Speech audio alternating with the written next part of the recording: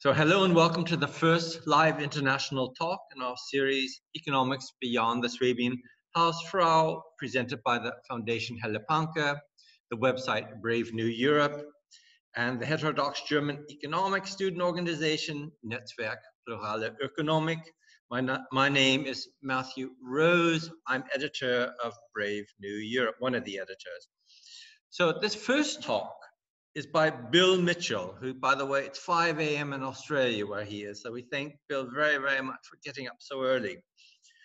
I'm not going to say much about Bill, but you all know him surely as one of the founders of modern monetary theory with Randall Wray and Warren Mosler. But what most people don't know is that Bill is one of the leading authorities on the European Union and the Euro. And when I say leading authorities, there aren't enough really to even count on the fingers of one hand, and he's one of them. So we're very, very pleased to have him. He's going to be speaking about European politics and economics in the Corona crisis. And at the end, we'll have questions. And if you look down in the bottom, it's called chat in German. It might be pad in English. And you can write your questions even during the talk. Because of course, by the end, you may have forgotten them. So just put them in at the end. We'll work through them all. That's about it. Once again, thank you very, very much, Bill. And it's yours. Well, thank you, Matthew, and thank you to all of the people at Helsinki and Brave New Europe and the student organisation. I'm not normally in my office at 4:30 this morning, but at least I don't have jet lag as a consequence of doing these early workshops into Europe.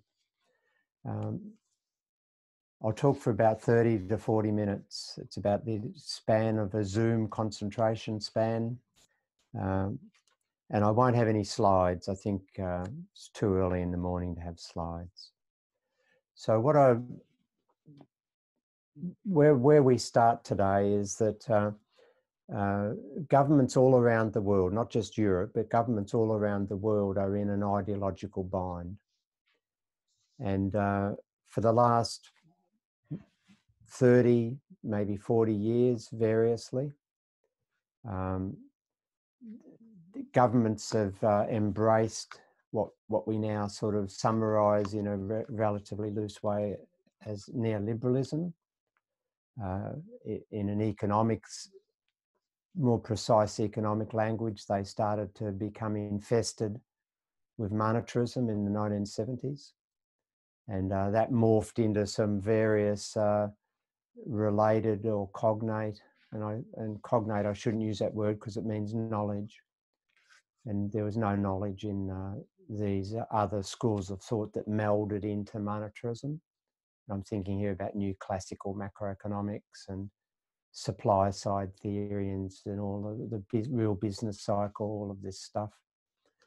And that created a ideological environment for governments, which morphed into their policy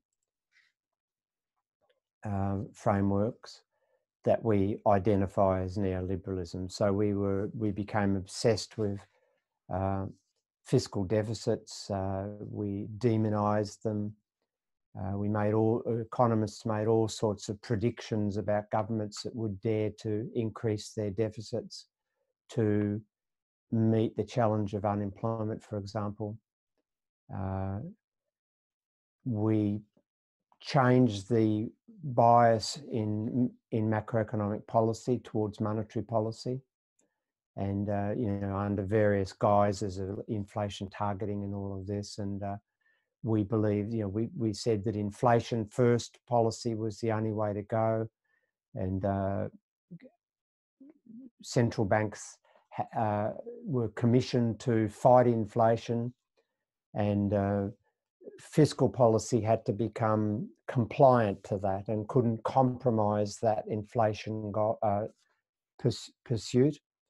And as a consequence, unemployment stopped being a policy target, because earlier decades, it was quite clear that after the Second World War, the consensus reached in advanced world was that governments should use their fiscal policy to keep unemployment very low, because it was quite clear to everybody that the costs of unemployment outweighed all of the other sorts of economic costs that are now called microeconomic inefficiencies, and that unemployment was a central policy target to be kept low. And in the 1970s and then 80s and 90s, the ideological shift was that unemployment became a policy tool to discipline inflation processes, and that was done through a reliance on central bank interest rate setting, and fiscal policy was subjugated and had to be passive and more or less pursue surpluses. And one of the breakaways from that, of course, was Japan, and they had the biggest commercial property crash in the early 90s. And they realised that the only way they could insulate their economy from economic disaster was if they expanded fiscal deficits. And they certainly did that. And during the 90s, at times, the Japanese government deficit exceeded 10% of GDP, which in that era was outlandish, for an outlandish indecency for the neoliberals, of course. And by early 2000s, the Bank of Japan also started to engage in major government bond buying in secondary markets, but they did. And the interest rate stayed low, and the Bank of Japan accumulated increasing proportions of government debt, now around 45% of total government debts held by the Bank of Japan. Now, the mainstream of my profession, even those who now are claiming to have known it all, etc., like Paul Krugman, were all predicting in the 1990s that the Japanese government would go broke, because eventually and soon the bond markets would see these rising deficits and the rising debt that was accompanying it, unnecessarily, I should add.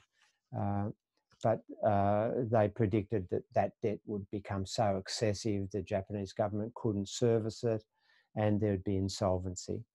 And on the monetary side, they predicted that there'd be accelerating inflation because the central bank was buying up the government debt and increasingly holding government debt on their balance sheet, and in effect demonstrating that the debt issuance that was used to match the deficits in the first place was unnecessary, which of course modern monetary theory illustrates and explains why.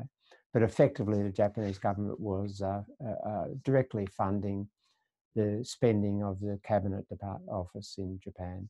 And during the GFC, of course, that pattern of central bank bond buying and directly funding or indirectly funding government spending became the norm.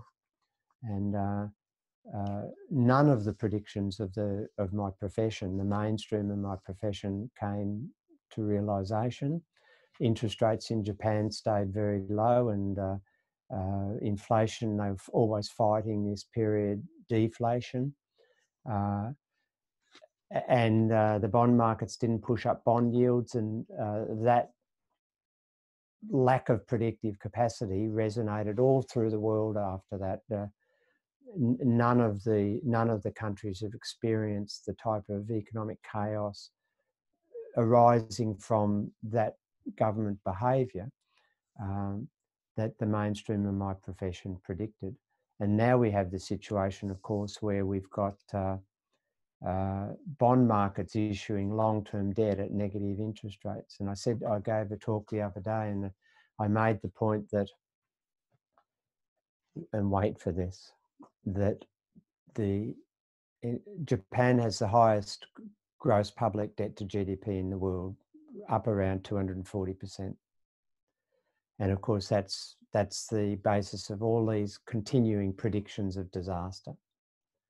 But if you understand the situation, you'll realise that Japan's interest debt, the burden on its debt, the interest burden, is not far off turning negative overall. Why? Because as the old debt matures and is paid out, the new debt issuance by the Japanese government is at negative interest rates. And so, that's an extraordinary thing. Mainstream economics can't explain any of that. And so what you end up with in this period are governments that are completely wedded mostly to these this neoliberal behaviour, except during crisis. And so we saw the first break in the GFC, and now in the pandemic, we're seeing the next break or the next conflict with that neoliberal DNA. And it's more extreme now than it was during the GFC in terms of the rising deficits and the rising public debt levels. And what we now have is capitalism on life support. It's in intensive care, and the only treatment, to follow through the analogy, is government assistance. There's no way in which capitalism can survive without massive deficits for probably an extended period of time, a decade or more, and civilians are going to have to get used to that. Now, that reality that many governments are fighting against, but they're getting pulled in that direction, is why I say they're in an ideological bind, because their DNA, their neoliberal DNA, it's offensive to them that they have to spend so much into the economy now, and their deficits are going to be very high for a very long period of time. But the reality is that they know that if they don't do that, the economy collapses. The world economy would collapse, and it would be chaos. And but equally, while they know they've got to do that ideological shift that they have embraced 3 or 4 decades ago is tearing at them. And so you're seeing internal government debates from the conservative sides and the less conservative sides, quite extraordinary. And of course, the progressive side of politics is in turmoil too, because they thought they were being clever, embracing all of that neoliberal macroeconomics. And they've increasingly over the last several decades made themselves totally unelectable. And so the traditional progressive parties, the socialist parties, the Labour parties, the Democrats in the US, for example, they are approaching being unelectable. They have so abandoned their main mission that are representing the workers and the underdog and the disadvantaged, to embrace the sort of corporate elites and the funding bodies, the funding lobbies that give their leaders plush lives, that they are now approaching being unelectable. And so they've got no answer also to this. None of them can really come out with a radical turn, because their DNA is neoliberal too. Now, these are global tensions, and but they're accentuated in Europe, and particularly among the 19 member states. Now, for those who have read my 2015 book, Eurozone Dystopia, you'll know that I believed that the Eurozone and monetary union was doomed from the start. And in that book and in my research and my work on Europe, I've long studied the process of integration. And I was somewhat involved in the 90s in discussions when the European Commission wanted to try to what I call back justify the Stability and Growth Pact and the fiscal rules. They had various workshops in the 90s inviting economists from federal systems.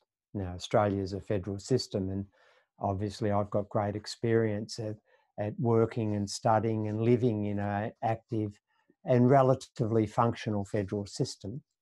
And I remember being in Florence in, I think it was 96, at a European Commission workshop where I made the point that the system that the Maastricht process and the system that was emerging, the architecture of the monetary union that was emerging was totally dysfunctional, would be totally dysfunctional, couldn't resist a major economic downturn.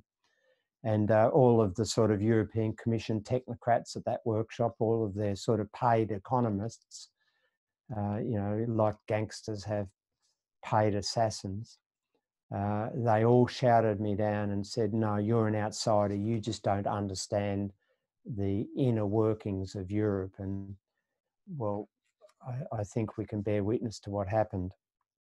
And what you learn from a deep study of this process was that the early efforts at mapping out, scoping out an architecture for monetary integration weren't very optimistic.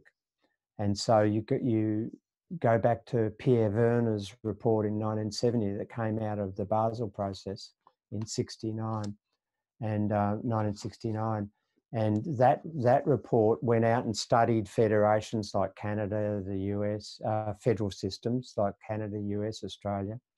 And what they concluded was the only way you could have a functional shared currency was if you had a federal fiscal capacity, a treasury, and to make that, and that had to be closely integrated with a federal central bank, because the two have to work together on a daily basis. This idea of central bank independence is just a myth. In a functional operational sense, the central bank and treasuries in all countries are working closely together, and they have to. And what Werner said was to give that monetary architecture, the treasury and the central bank at the federal level, legitimacy, you would have to embed that treasury function within a European Parliament. So a federal finance minister accountable to the people via a popular vote. And that also that the fiscal functions of the individual member countries would have to become compromised by the federal fiscal function. In other words, that the discretion at the member state level, or in Australia's sense, the states and territories, would have to become less important, and the federal fiscal function would become dominant. Now, history tells you that the French and the Germans argued about that and nothing ever happened, which was typical of this era. The French and the Germans could never agree on anything that would push you towards anything like monetary integration. And the next big study was the Mcdougall Report in 1977. And they once again went out and studied federations and did the whole trip. And they concluded virtually the same as that report concluded, virtually the same as the Werner Report, except they went one step further and said that, made a political assessment that in the foreseeable future, and if you read it, I read that as indefinite future, there is no way in which the requirements of a functioning monetary union could be realised, given the sort of historical and the cultural and the language issues within Europe. In other words, the point they were making was that Europe is not all of the member states, for various reasons, are not in a position where they can reasonably cooperate to create the architecture that's necessary to have a functioning federal system. And they couldn't see that happening in any foreseeable future. Now then, and that was a lot to do with French and German dynamics, a lot to do with northern suspicions of the South. What you learn from the Maastricht process was that the Germans didn't want Italy to be part of it, even though Italy was a foundation member of the community, and they were trying to work out ways to keep Italy out on debt on the basis of the higher debt ratio. And of course, it was pointed out to them that if they used that sort of stunt, then Belgium wouldn't be allowed to join either. So they had to somehow come to some terms on that. But prior to that, with those other reports on integration that I mentioned in the works, the only way that Europe got to the point where they could approach a Maastricht process in the early 90s was because of fundamental changes within France. Now, up until then, the French planning ministry had been dominant. That was a Keynesian type ministry, and its objectives were full employment and, you know, state aid and all of those things. And the finance ministry was of secondary importance, but the finance ministry was much more aligned with German attitudes. And when Mitterrand abandoned his socialist credentials in 1983, with Jacques Delors as his economic and finance minister, the shift was beginning. And when Delors required, you know, politically started to talk about the franc four, the strong franc, he was really articulating a view that France had to become like Germany and had to embrace its austere type obsession about inflation that the Germans clearly were driven by and had never really gotten over the 1920s.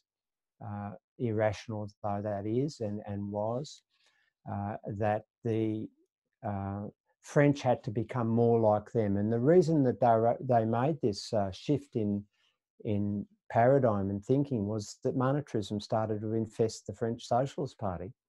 And Jacques Delors was clearly a monetarist, even though he talked a lot about social Europe.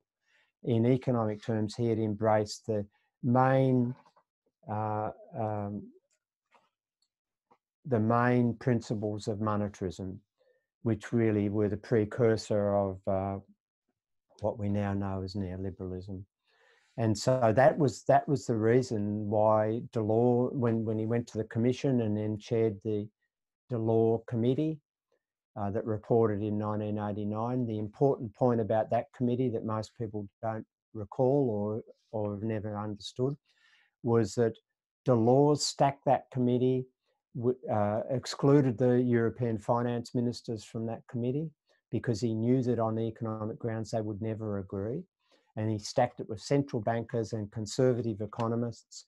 The study of the federal systems, they did a similar thing. They instead of getting Keynesian style economists from Australia or Canada, for example, they got the new dominant monetarist economists, who of course were about deregulation and fiscal austerity and all the rest of it.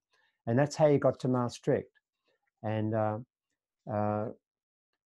there were all sorts of scams going on in how Delors solved that.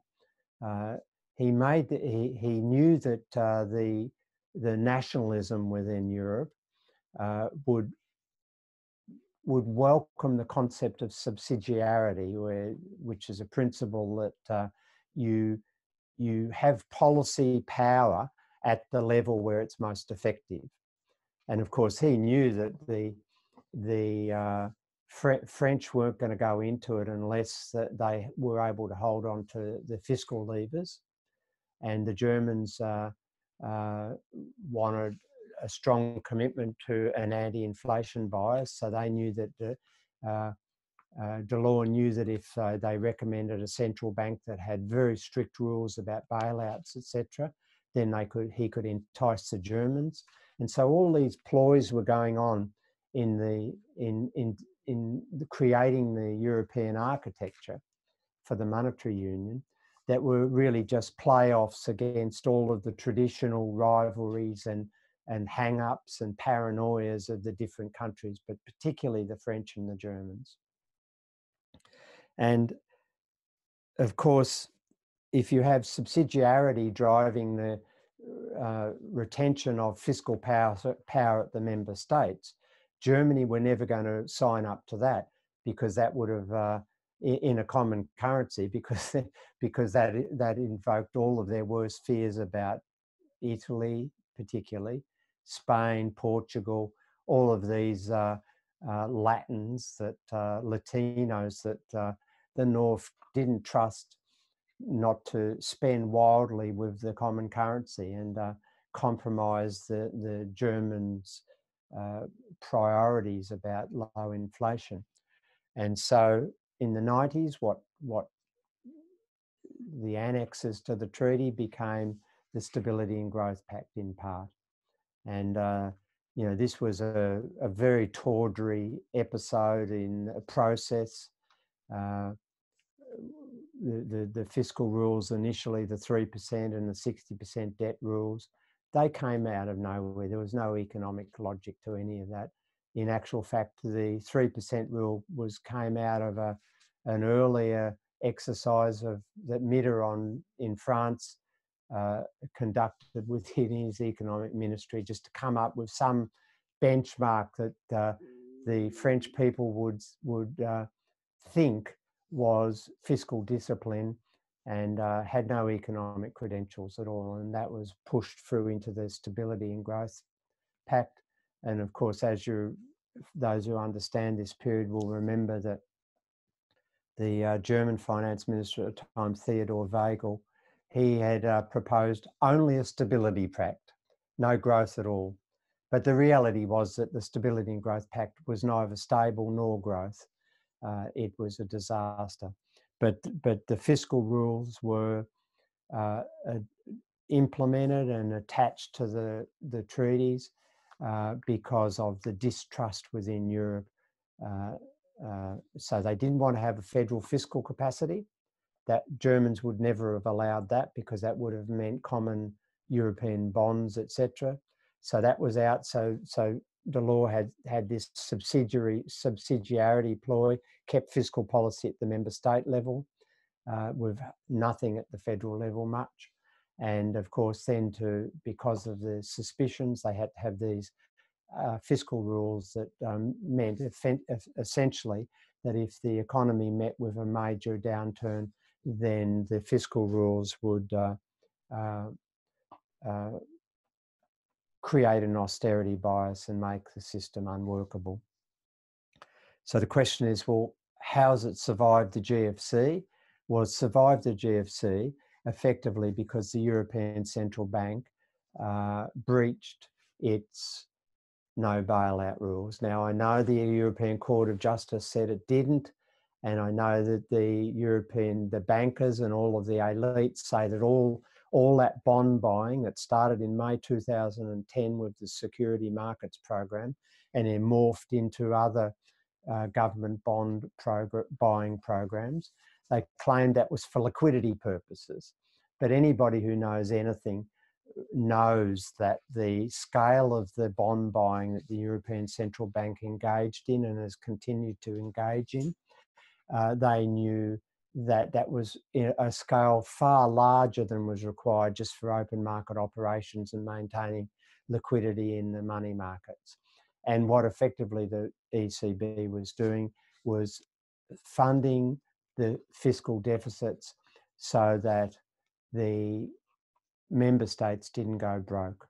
because remember, the characteristics of the Eurozone is that the member states surrendered their currency sovereignty. They use, all of them, the 19 member states use a foreign currency, the euro, and so their spending decisions are at the behest of the bond markets if they want to spend more than their tax revenue.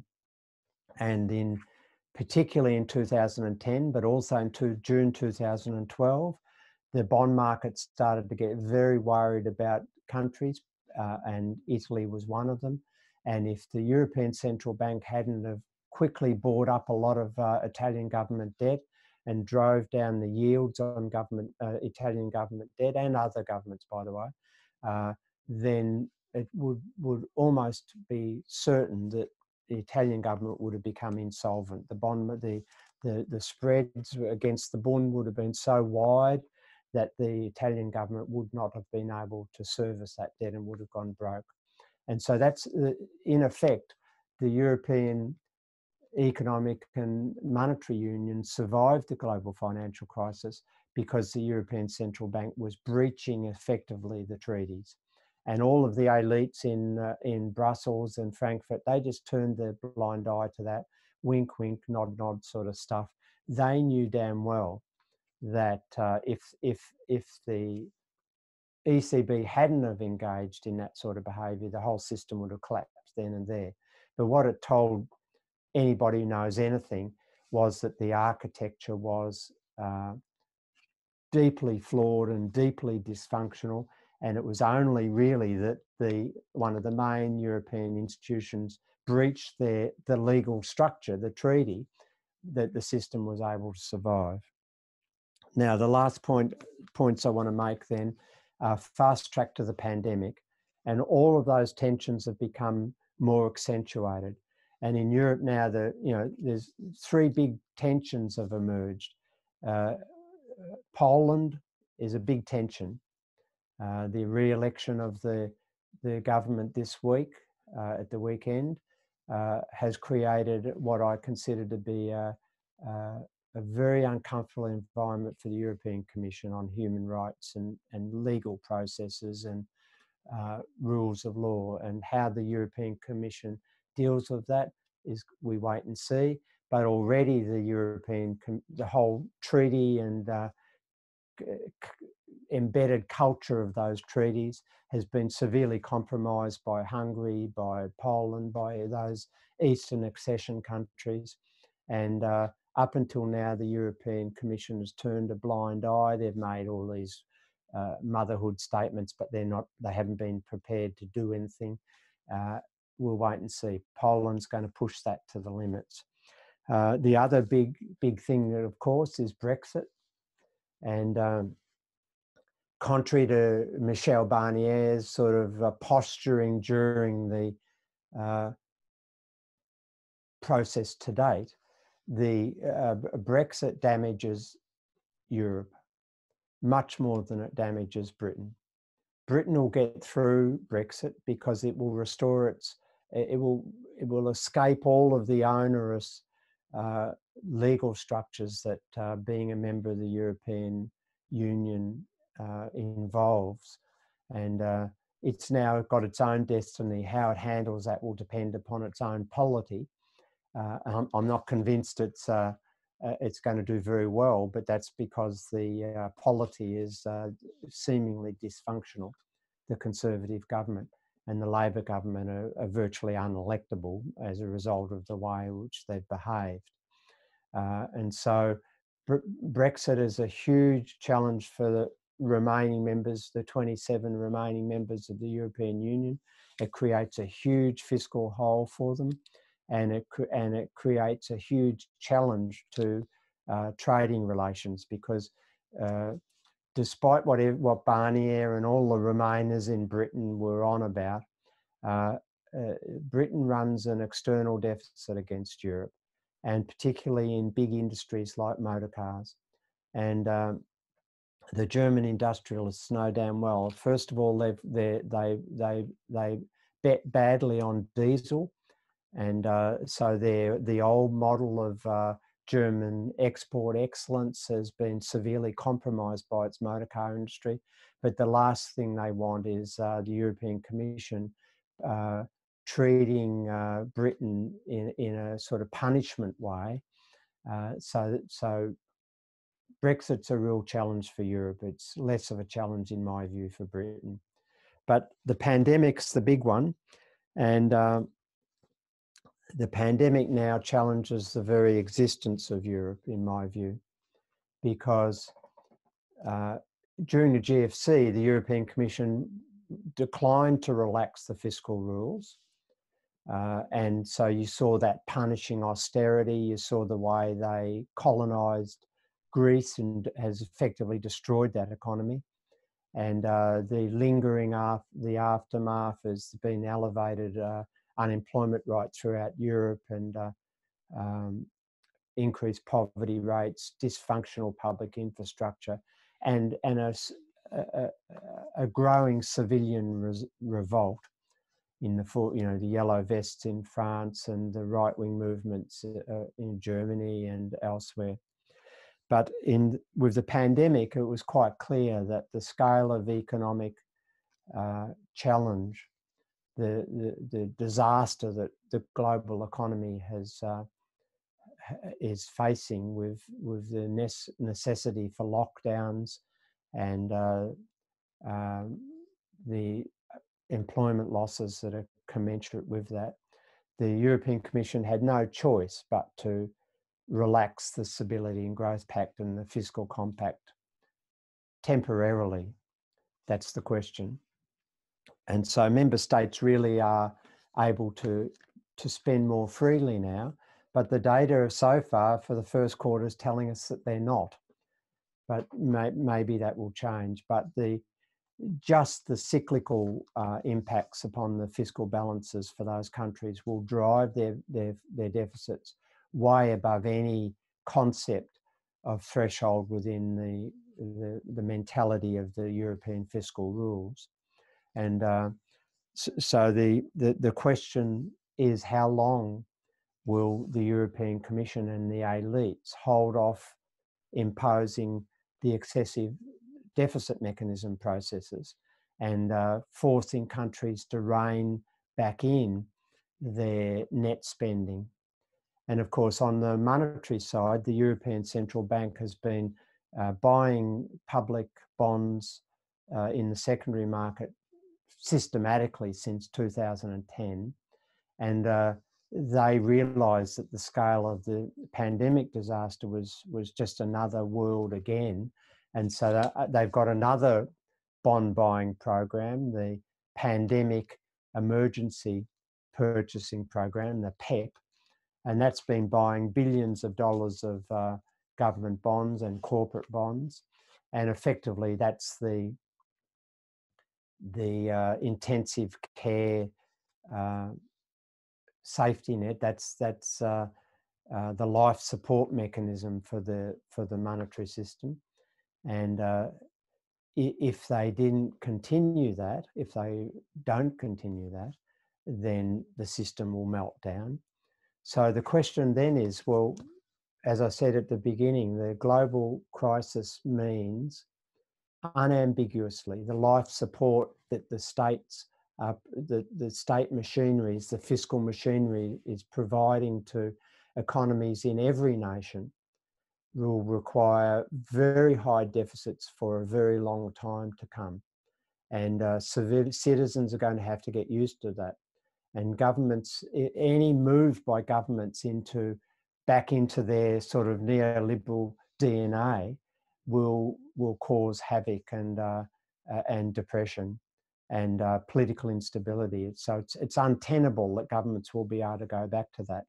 But if you think about that in the context of Europe, that effectively means that the basic architecture of the European Economic and Monetary Union is going to be violated for the indefinite future. Now, the political issue is, how long will the elites in Europe, the technocrats in Brussels and Frankfurt, how long will they tolerate those breaches of effectively the work, the architecture of the system. Now I know that there were out clauses within the Stability and Growth Pact that allowed them to relax those rules temporarily for an extreme event, and that's what they've done. But it's just anti the whole history and culture and rivalries of France and Germany, and for them to do that indefinitely.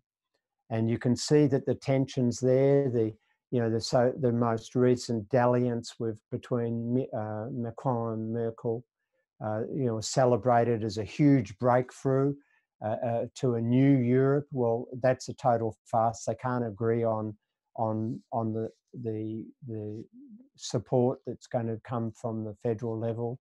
There's no hint that there'll ever be a federal or a Europe-wide bond, which would move Europe closer to a true federal system.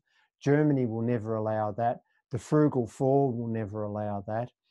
And meanwhile, back at the ranch, you've got Italy, one of the largest economies in total crisis, and their basic public infrastructure is collapsing. You've now got major bridges across highways being closed because of lack of maintenance, and you had the collapse of the bridge in the north last year. And so you've got all of these tensions that are defying the basic and challenging the basic infrastructure of the architecture of the common currency. And I can't, as a long-term observer of Europe, I can't see any resolution to that other than that eventually, and hopefully sooner, the system breaks and the currency, some countries go back to their common currency, to their own currencies. Otherwise, it's going to become increasingly unworkable. And so I'll leave it there, and I'm happy to take questions.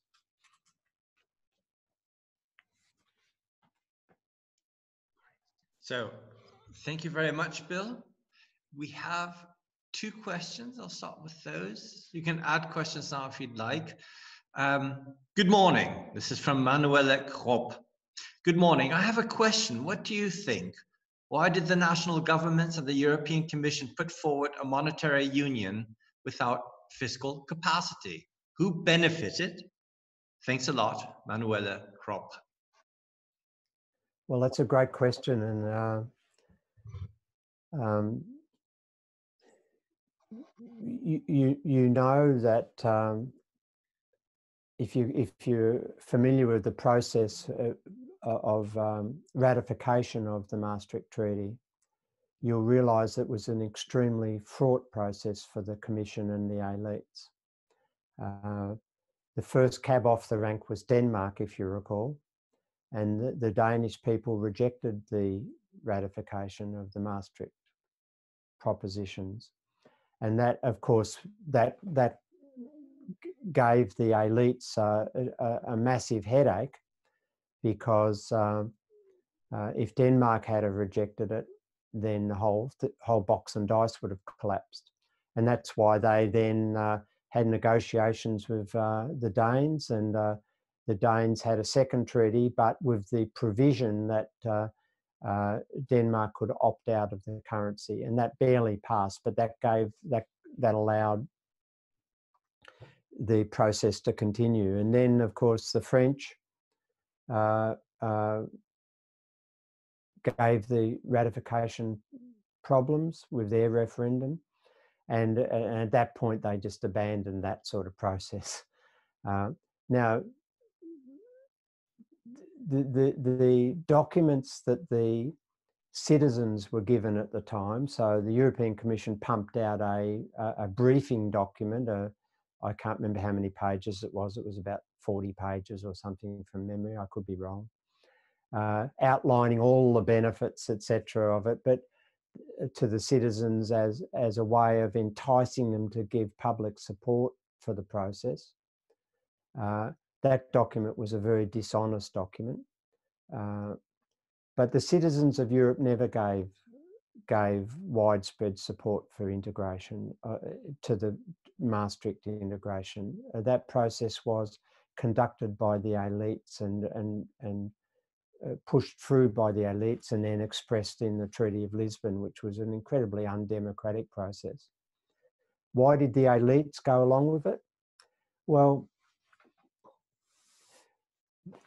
you know, a lot of people blame Germany for the architecture. I actually blame France. And even back into the days of Charles de Gaulle,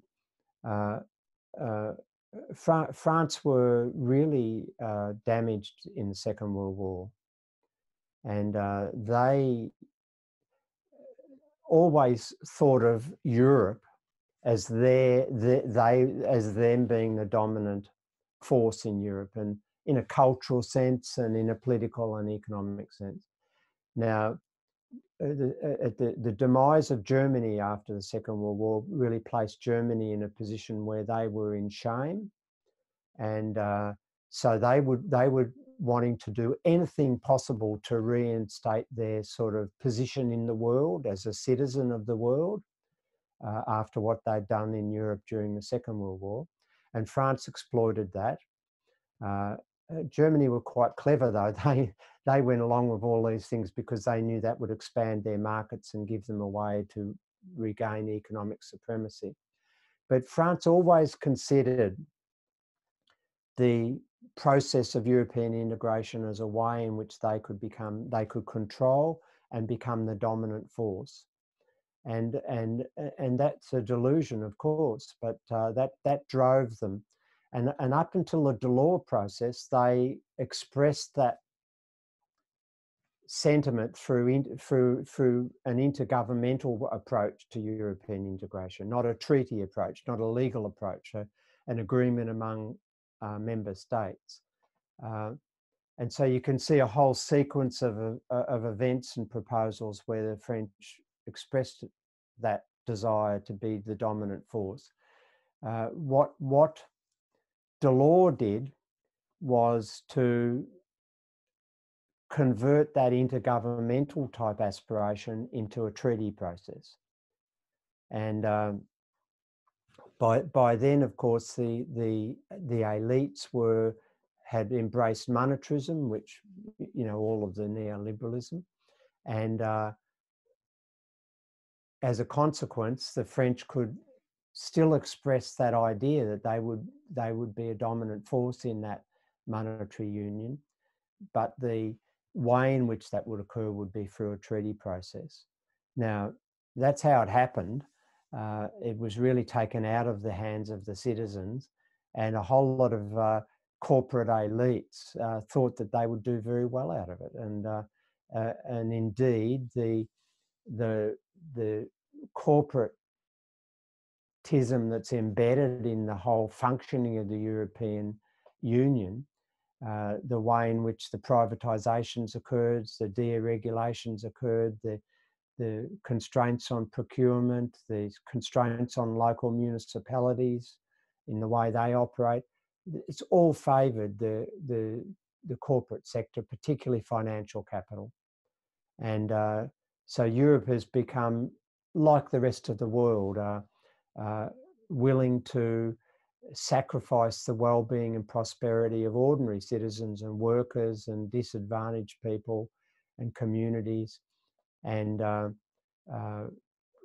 engage and build an economic system, a deregulated system that favoured the top end of town, is what I call it, the corporate sector.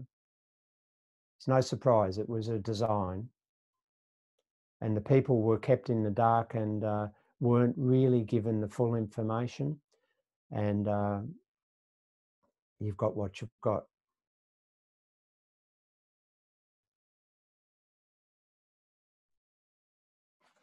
Can't hear you, Matthew. Sorry. So the next question is from John Pye. I would be interested in Bill's comments on whether there could be a role for parallel currencies in Europe to save states from the problems of the euro. I seem to remember that tax credits were being either proposed or used in Italy not long ago in the role of a parallel currency. And so I would be interested to know if that is correct, and if so, how well does it seem to be working? Yeah, thanks, Jonathan. And a lot of progressive people have seen a parallel currency as the way forward for countries struggling in the European monetary system. Excuse me.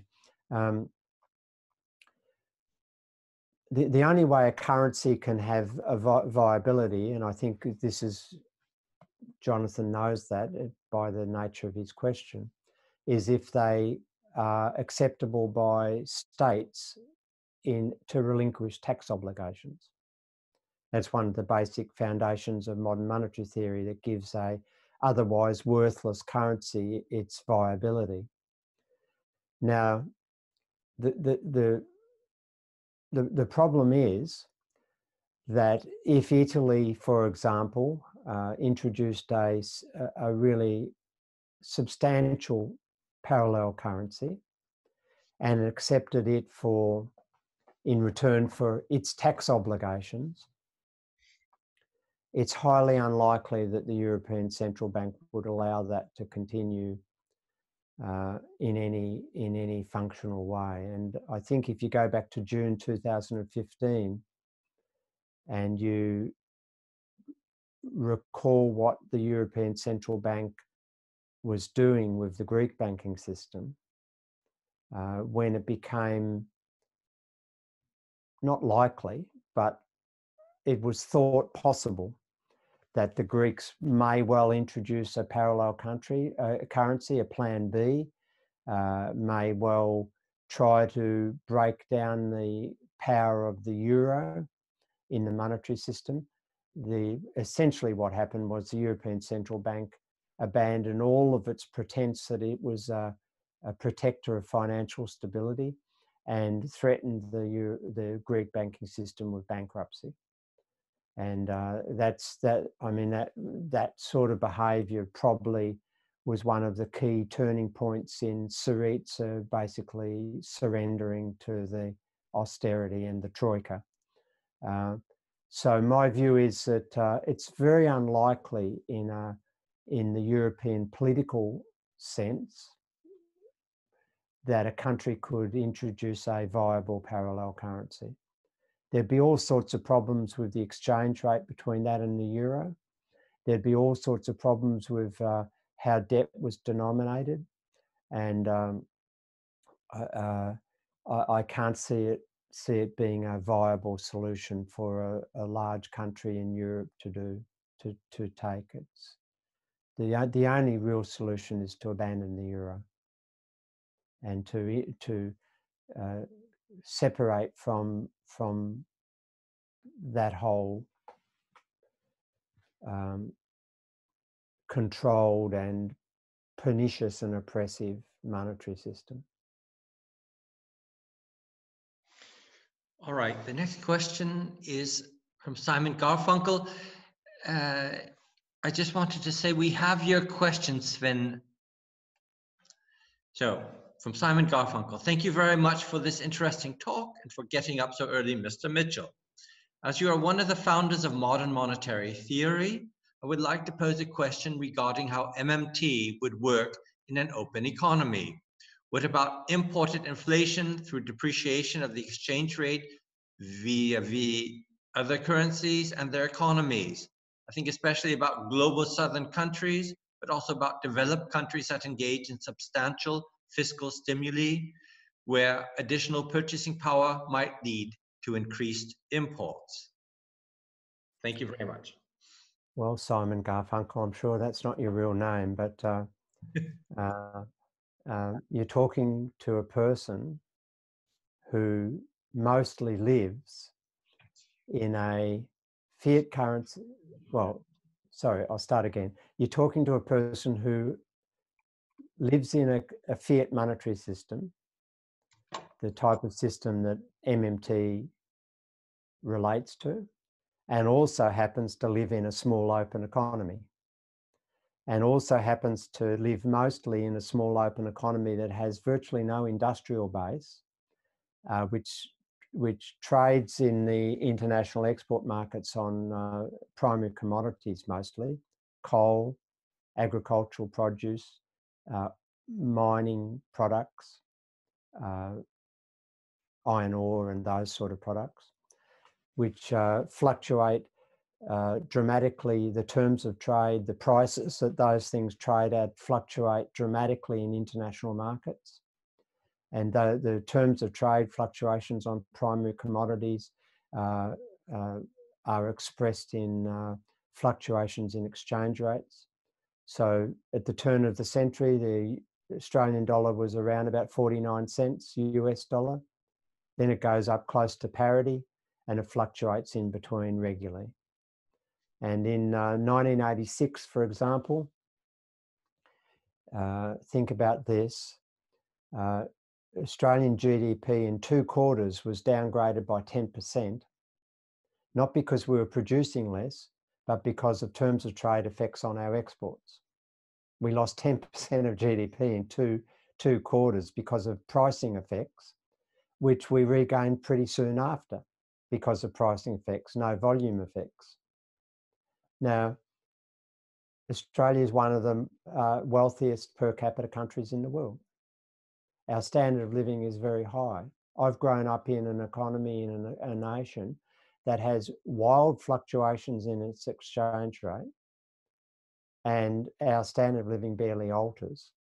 Material standard of living. Yeah, sure. BMW car imports become more expensive when our currency goes down to 49 cents US.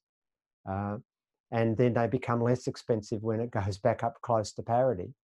And sure, ski holidays to the Swiss Alps become expensive when our currency falls in value, and less expensive otherwise. And the rest of us continue to go camping anyway because we can't afford holidays to ski Swiss chalets.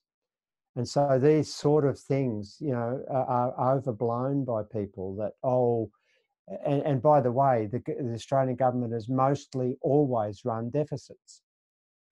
So it's not a matter of MMT being applied to a small open economy. We are a small open economy, and MMT is the framework for understanding the monetary system in Australia and elsewhere. And I can assure you that these we call them beat ups, these stories that catastrophize about what would happen if a government like in a small open economy ran a deficit. Well, forget it. It's not an issue. The global financial markets will always see a currency in good terms if there's a skilled workforce, if there's stable government, if there's a rule of law that gives foreign investment, foreign direct investment, contractual certainty. All of those things are what drives a currency. There's never been an empirical relationship established between the fiscal dynamics of the fiscal balance and the exchange rate. It's just one of those neoliberal things to scare you away from using fiscal deficits. And if you take examples like Iceland in the crisis, biggest banking collapse in history, total collapse of their banking sector, harassed by the Dutch government and the British government to try to get the government to bail out the local depositors in Britain and the Netherlands who had been seduced by a corrupt sort of branch banking system, and their currency started to fall relatively quickly. But they did what any small open economy would do, or any large economy for that matter would do, when there was a massive speculative pressure on their exchange rate. They impose capital controls, and they fought two of the biggest hedge fund investment organisations in the world in the courts, who were trying to get the courts, international courts, to reject the capacity of the elected government in Iceland to stop the currency conversions. And the Icelandic government won. And they've now started to relax those capital controls, but soon after the currency fell, the currency started to strengthen again as a consequence of the support the government was giving the economy in terms of the growth process. The decline in its exchange rate created a tourist boom, so everyone now wants to do the lap of Iceland and to see its beauty. And you've got the lesson from that is that the short of the financial markets creating private militias to invade countries, short of doing that which is not going to happen mostly, the legislative and sovereign capacity of the nation state is all powerful. All of the neoliberal things have worked through the legislative and regulatory processes of governments. And so if a government ultimately wants to stop financial capital killing its currency, it can. And in the extreme case like Iceland, it did. But normal business like in Australia, we have no problems running deficits. Small open economy, our trade is fluctuating all over the place in prices, and we have very high standard of living. Bill, it's my turn. Oops. You're right, I can hear you. All right, good.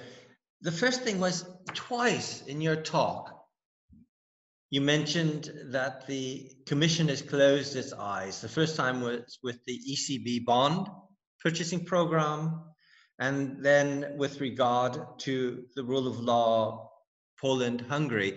Is this actually a political instrument of the EU in the meantime, which is if there's a problem and you can't solve it, just close your eyes and let it run?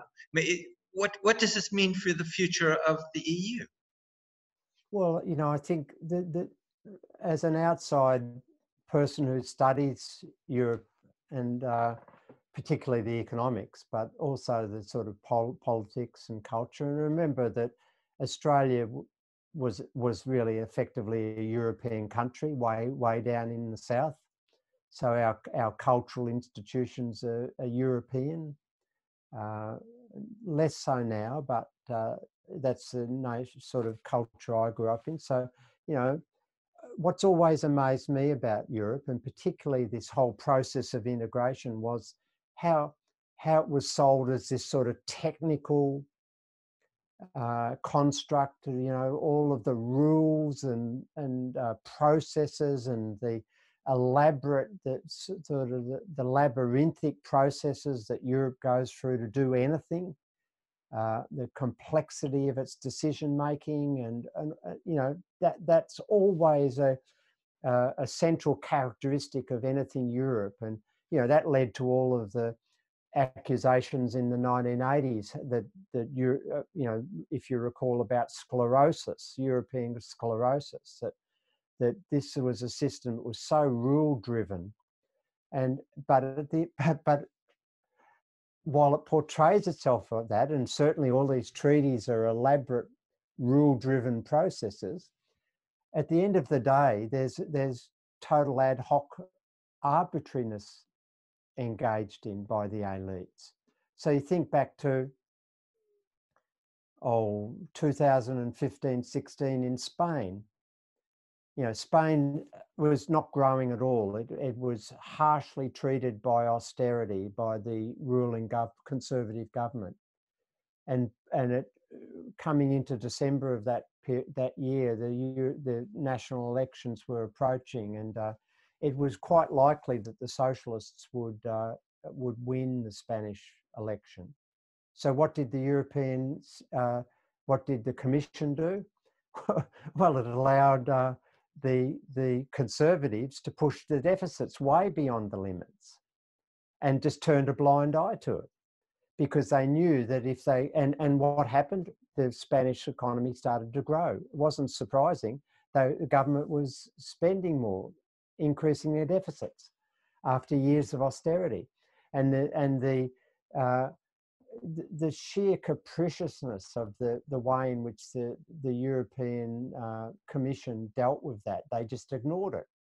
There was no excessive deficit mechanism imposed, and no call for austerity. And of course, they waited until after the election to do that. And there's constant examples of that. Think back to the first nation to breach the Stability and Growth Pact. What didn't happen during the global financial crisis happened during the 2003 recession. Germany was the first one to breach it, and France. They breached it. And how did that get resolved? Well, they altered the rules because they knew that Germany was in deep recession, and there was no way that they could impose austerity on Germany. Germany wouldn't have accepted it. And so the wheeling and dealing, they just looked the other way. And then in that case, they altered the rules to fit the reality. Now, why didn't they alter the rules when Greece was in crisis? Well, because they could bully Greece, and they could then become rule-driven again. And what you're seeing, and that's the whole point of what I finished today on, that they're now in a real dilemma because there's no way they can reinforce their rules. There's no way the European Central Bank can stop the PEP, and there's no way in which they can go back to excessive deficit mechanisms for the indefinite future. So what have they got left? This is the dilemma, I think, facing Europe now. Do you have any idea what direction this is going to go in? This is an unfair question because it's purely speculation. I don't mean to discredit you and that if you don't feel like answering it, but can you imagine where this is all heading right now? Is it just going to be a continued paralysis or chaos, as you called it? Well, I mean, both words amount to the same thing. I mean, I think that, even in Australia, the government clearly injected a massive, in historical terms, fiscal injection to deal with the pandemic. But you can see that it's about 40% what they needed to, and the conservative arm of the Liberal Party, the real right wingers, they're deeply uncomfortable and want to have the government withdraw the stimulus as soon as possible. And that's the tensions I was talking about, the ideological bind.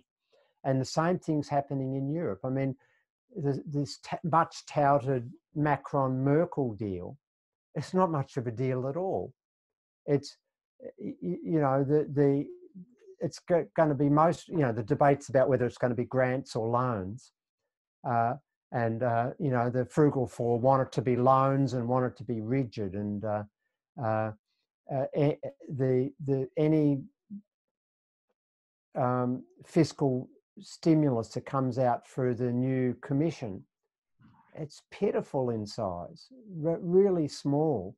And they're touting it as a big change in mentality. Well, it's not a big change at all. It's a cop-out, and that's reflecting this tension that they know they've got to do something that's contrary to what their whole DNA is telling them, but they're not. That tension means that they're not doing enough, which means that you've got strains on the health systems. You've got elevated levels of unemployment. They're going to be back in for years and years. You've got another huge tension, which played out in the Brexit process in Britain too, was that and it relates to that first question. I think it was Pablo or Miguel, I can't remember the name, I'm sorry, about who benefits from all of this. You've got also the neoliberalism has created disparities between the urban elites and the regions. And that's what the yellow vests are all about, that the Parisian elites have done quite well out of neoliberalism, whereas the regions have been really decimated, and the pandemic has accentuating that spatial disparity, not only across nations, but within nations. And you know, I think you're going to see continued attraction of what the progressives call populist parties. I've never understood that term because all politics is populist, but that's the terminology. I mean, Macron's party's dead in the water, I think, in France. Marine Le Pen has got a real chance of pushing through, I think. You can see that the conservatives in Germany are now doing deals with the AfD. You know, you're seeing all of this sort of really dysfunctional politics emerging, and the traditional progressive parties are just nowhere to be really seen. There are exceptions, but in general, the machinery and the credibility of those parties is now gone. They will wither on the vine. They're unelectable. And what fills the space? Well, the progressives are, if you think about the Brexit process in Britain, the progressives were really a disaster in that process. And that's why, Britain's had one of the worst conservative governments in history, yet the Labor Party couldn't win.